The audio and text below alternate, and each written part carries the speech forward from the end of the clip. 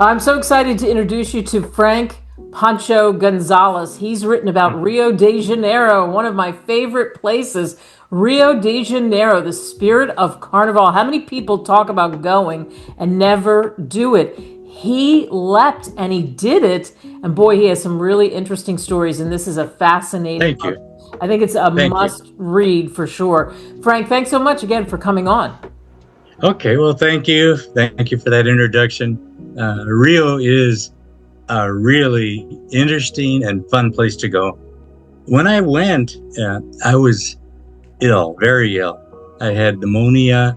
Ooh. I have a history of respiratory illnesses, and my doctor says this could be your death note. And I said, well, I'm going to go. If I die, I die. I'm already retired and I don't have anything left in my life. And at that time, I didn't think I had anything left. And so if I die, it's no big deal. But at least I can enjoy something I've always wanted to do and to see. So that's what it boiled down to. And having the trip actually become a reality is an interesting story because it was in a compressed amount of time. How many people Yes. get that phone call from a relative or somebody else and say, hey, remember we were talking about doing this? Guess what? We can do it. And then a lot of times they say, oh, no, I can't. And I have this, or even if they're retired. But you did tell everybody how that all came about. Well, I was recently divorced. I don't know if you want me to go more into that, but recently divorced, and I didn't know what to do with my life. So I like to have little campfires. And one of my good friends and her husband, we were having a campfire by the side of a lake, excuse me. And they said, well, what would you like to do now that you're retired? Now that you're retired and divorced? And so I said, well, I'd like to travel. So we started comparing destinations and we started, well, where would you like to go? Would you like to go to Europe? No, I don't want to go to Europe. Europe's overrated. Oh, you want to go to Paris? No, I don't want to go to Paris. How about London? No. Well, now I do, but London, Paris, all those. But at that time, I wasn't. They were saying, well, how would you like to go down to Mexico and we can go visit the pyramids, go see the pyramids? I had done that before, like 27 years prior. I had done that on my honeymoon for the first marriage. And I said, yeah, I remember climbing at the top of Teotihuacan. And it was really interesting. And, well, okay, we could do that, but I've done that already. I want to do something different. And so he says, well, how about Fiji? You want to go to Fiji? Yeah, I want to go to Fiji, but all they can eat, they have to import their food. And I can't eat fish. I'm allergic to fish, even though I have another book called Chronicles of a Fisherman about fishing, 30 short stories about fishing with my older brother. And I said, so I can't see myself starving myself to eat fish because I'm allergic to it. And I'm kind of a wide frame. I don't know how much you can see of me, but I'm not thin. And so I would need a lot of food. And so we said, no, Fiji won't do it. Well, how about Hong Kong, Singapore? Well, yeah, I'd like to, but they eat a lot of seafood. It's fish oil is part of their preparation, and I'd have to be very careful what I could eat. So, okay, well, how about Brazil? Lent is coming up, and Lent is a time of repentance in the Catholic Church, or in a lot of churches. And so I said, Rio de Janeiro, Carnival? Yeah, I've always wanted to go to Carnival. I've always wanted to go to Mardi Gras. But my first wife, didn't want to go to Mardi Gras. So we didn't go there. And so Rio, the real one? He goes, yeah. So I said, okay, well, I'd like to go. He says, yeah, let's do it. Well, okay, anyway, we ended the night. It was a nice warm evening in August, I believe. And about 2 weeks later, he calls and he says, Frank, do you still want to go? No, my pen name is Pancho. Pancho is a nickname for Francis, and Francis is my birth name. Francis is also the name of some famous places like San Francisco.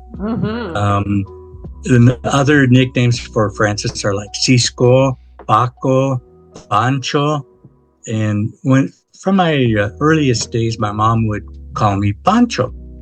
So that's why it's part of my pen name. Also, there's that famous tennis player, Pancho Gonzales. Yes. So anyway, he calls me, my brother-in-law calls me, or my friend, I should say. And he says, I've got prices. Prices for what? He says, well, airfare to Brazil is going to be blah, blah, blah dollars. I've lined up a room, we rented a place, and that will be blah, blah, blah, blah, blah. And the Sambadrome tickets are going to be blah, blah, blah. What's Sambadrome? Sambadrome is the culmination of Carnival. It's practically the reason for Carnival, because these schools compete for the honor of who will represent the country for the whole year in music, in spirit, in everything. And so the schools compete, so they go all out. I go, oh, well, okay. And those tickets cost blah, blah, blah. I think it was $60 US currency. So, okay.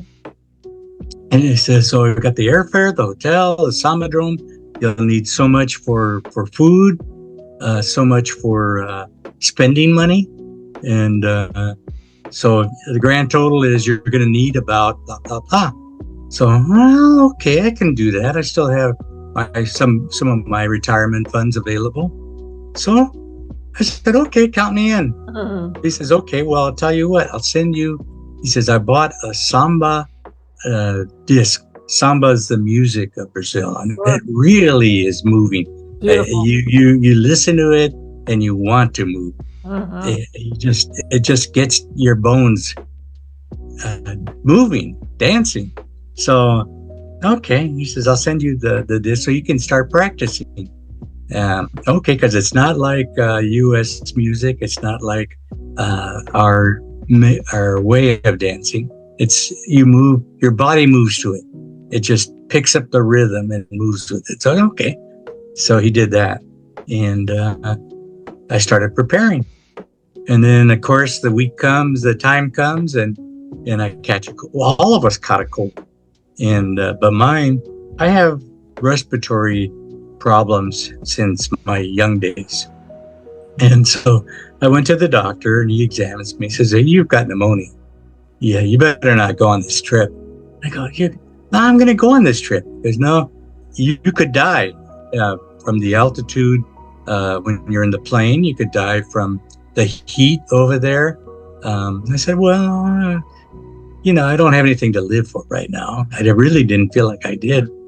And I'm going to go on this trip regardless. And he goes, well, even if I take an x-ray and it shows you have pneumonia? I said, sure.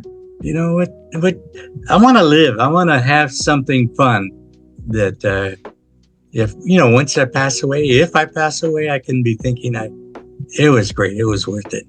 So wow, he says, okay. And you went. And I went. And I didn't regret it. And I want to go again, but I want to go healthy. That makes sense. And so when in the book you have so many great stories, what do you think are some of the places, because you like history, I like history, I think a lot of people that listen to what we're doing here like history, where would you tell people they have to go? Well, I did like Cristo Redentor, Christ the Redeemer. It's very short in the book, and same thing with Sugarloaf. They're very short, and that's because there was so much other stuff to write about. Cristo Redentor, I was disappointed that it was so crowded. But like all tourist sites, they get packed with people. And it was a hot day, extremely hot. And I wasn't accustomed to the weather, and I was already, my body temperature was up from the pneumonia. So, I was super, super hot. Anyway, I was disappointed with all the people crowding around, lying on the ground to get pictures of the statue, the giant statue, so they could get the full effect of it, almost tripping on them. And so we said, well, okay, we saw it, let's go. But I would have liked to have spent a little more time there. The ride up is a rail, like a little tram, not a tram, more like I can't think of what you call them, but like a little railroad type thing. Sure, I know what you're talking about. That goes up the mountain, and as it goes through the forest, because it's a forest around the city there. As it goes up, there's all these little niches of statues, and that display different things in the history of Brazil, like the what we would call native Indians, but the native Brazilians, the Portuguese, the slaves that had been there, that were imported. Brazil was a big place importing slave trade from the 17th, 18th century. I hope I have my centuries right. But anyway, so animals, the jaguars, wow. It was like going through a zoo. So that was interesting. And then, of course, the difference in altitude as you're going up the mountain, it got cooler, and the breeze on you, oh man, that feels so good. So that was one place. The cable car ride to Sugarloaf. I'm a little bit leery of cable cars, only because I'm always afraid that my weight will tip the scales and the cable will break. And there I am over the ocean. I don't mind being over the ocean. I grew up swimming in the ocean. But being trapped inside a cable car with all these people, I didn't know if I'd survive. So, you did. Anyway, we get there, and it's a beautiful sight. We could look over to Cristo Redentor, which was covered in clouds. So some of the pictures in the books, you can barely make it out, but you can see it. And then it has a type of a monkey that's indigenous to that area that we could see. And unfortunately, the monkeys blend in with the trees, so you can't really see them in the picture. But that was interesting. Also, the meal before the trip. We were walking to the rail station, which is located inside, I believe, if I recall correctly, it's inside the naval base that's right there. And so we were hungry, so we stopped to eat. We heard there was a buffet, so we went over to look. It was the end of the buffet time. There was hardly anything in the trays. So we're looking at them and thinking, they're not going to refill the trays for us.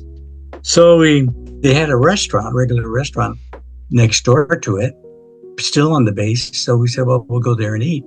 And when we're there eating, I got to see something I've always wanted to see, which was, I believe, an army ant.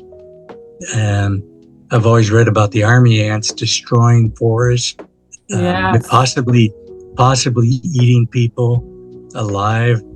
And so I was always fascinated by that thought. And so there was a very large ant crawling on the seawall toward these two ladies that were sitting there talking, that were very uppity, very, very much thinking about themselves only, yelling orders to the waiter. And this is not good. This is not what we wanted, And they're thinking, these ladies, they can't be nice. They have to be whatever. So anyway, and then one of the ladies saw that the ant had crawled on the other lady, and the other lady got hysterical. Get that thing off me, it just. And so we're laughing to ourselves, and then finally Mike got sympathetic, and so he walks over and he kills it. So in my book, I said he smote the dragon because the lady was acting like it was a dragon, a huge animal. In reality, it's only it's a big ant, but it's an ant. Compared to her, it's a little ant. And so he killed it. So then, being a history buff myself and him a history buff, I said, okay, I'm going to knight you. You're going to be a knight of the round table because our meal table was round. Nice. So then we did that, and then a second ant started crawling toward her, and this time she's jumping around on her seat, and then all of a sudden she can't see it. So of course when she gets up, it's right there on her butt, squashed. But so things like that make me laugh, and so it catches my attention, and I just want to write about it, make other people laugh. So it's a very, very funny story, and your book. So everybody knows you can get this book for a song on Amazon, Barnes and Noble. It's so good. Rio de Janeiro, the Spirit of Carnival, and Carnival. You were there then, which was perfect. What was it like to be at the special event? It was unbelievably fantastic. Wow! The city. It was just alive. Everywhere was alive. The people just everywhere all the time. The beaches were crowded. The street parades. You just hear the noise and you're thinking, what the heck is going on? What's a street parade? Sirens going, music blaring. They have I can't think of what you call them in the old days when they used to have cars with horns on the top that go through the streets with the siren or whatever. Well, they're not sirens. They're actually playing music, and they're not just one little horn. It must be a string of horns because you hear it loud. And I remember one night we leaned over the balcony. Well, it wasn't a balcony. We leaned out the window. And we saw the parade approaching, and I said, I'm going to go downstairs and watch it up close. And Shari says, yeah, I'll do it too. So the two of us went down. Mike says, I'm too tired from the day. I'm going to stay up here. So we get down there, we're watching, and the people are just really dancing along. And so, okay, we'll get there too. So we got in there, and before we know it, we're at the beach, and before we know it, we're still moving along. It's so infectious. You just really feel a high, and very full of energy. And that's even though I was sick, I just felt like I was in another body, and just enjoying all the sights, all the people, not just young people, old people, little kids in strollers, babies. There was a priest in there dressed with something. And just everybody gets in on these street parades. And that's not the big one. The big one is the Banda de Ipanema, I think, if I recall correctly. Wow. And that was a huge one. It's like being in a football stadium and all the people coming out at once, and they're all on the street, and a lot of them are dressed up. And that was the middle of the day. It was hot. The beer truck comes along distributing beer. I said, geez, where did they do this in the United States? They don't do this anywhere. They don't do that anywhere. And that certainly, you're so lucky you went during that time and to share that with all of us.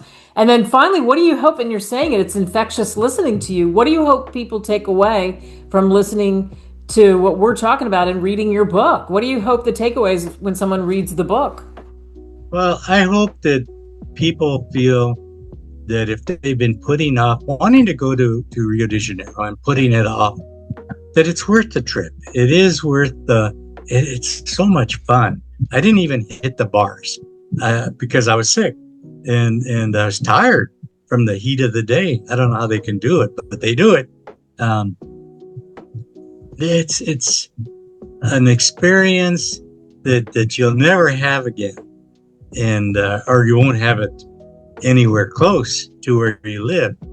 It's just something that lifts your spirits, that makes you feel like you're in another world, and you can't believe the sight in your eyes, or the color, the movement, the sounds, the tastes of the food, the taste of the beers. The beers are good. Just all that stuff. It just, wow. I would love to live here all year round, but not really. But I would. Well, you are a delight. Thank you so much for joining us. What a perfect place to end this. Go get the book, everybody. Thanks, Frank. Thank you, Kate.